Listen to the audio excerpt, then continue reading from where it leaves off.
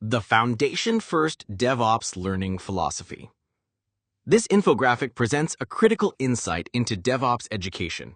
While 90% of DevOps roadmaps are inaccurate, the real issue lies in how we typically approach learning versus how we should approach it.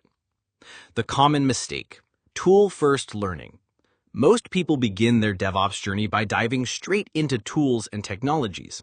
The left side shows this typical progression, starting with Git for version control, then jumping into programming languages like Go, followed by CI/CD pipelines, cloud platforms like AWS, configuration management with Ansible, infrastructure as code with tools like Terraform, and finally containerization with Kubernetes.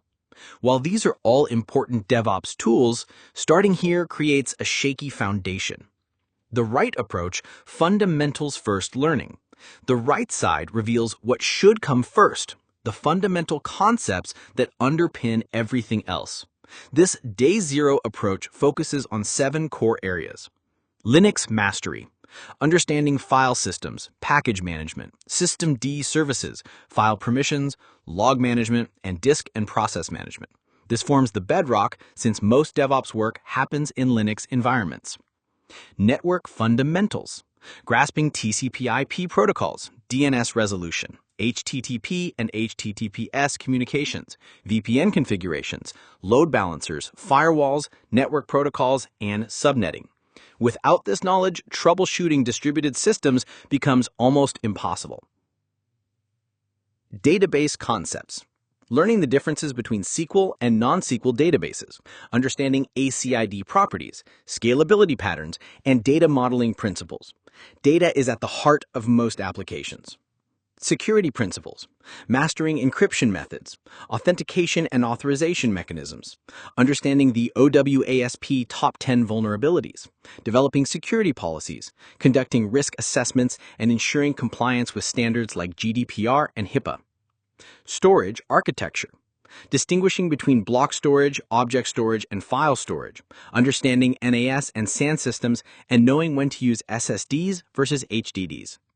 Caching strategies, implementing in-memory caches like Redis and Memcached, leveraging CDNs, managing cache invalidation, understanding write-through versus write-back caching, and optimizing cache hit ratios. Disaster recovery planning, developing backup and restore procedures, implementing pilot light and warm standby strategies, designing multi-site architectures, and defining RTO and RPO requirements. The 80-20 reality of DevOps. Perhaps most importantly, this approach recognizes that DevOps is only 20% about building new systems and 80% about optimizing and operating existing ones. This means the fundamentals, understanding how systems work, fail, and can be improved, are far more valuable than knowing the latest tools. Why this matters? When you understand these foundational concepts first, the tools become logical choices rather than mysterious black boxes. You'll know why Kubernetes is useful for container orchestration because you understand networking and Linux. You'll appreciate why Terraform matters because you understand infrastructure patterns. You'll implement better CI/CD pipelines because you understand security and storage. This foundation-first approach creates DevOps professionals who can adapt to new tools and technologies rather than those who are merely proficient with currently popular tools. It's the difference between understanding the principles that drive good DevOps practices versus memorizing specific tool commands. The key message: master the fundamentals before the tools, and you'll build a DevOps career that can weather the constant changes in technology landscapes.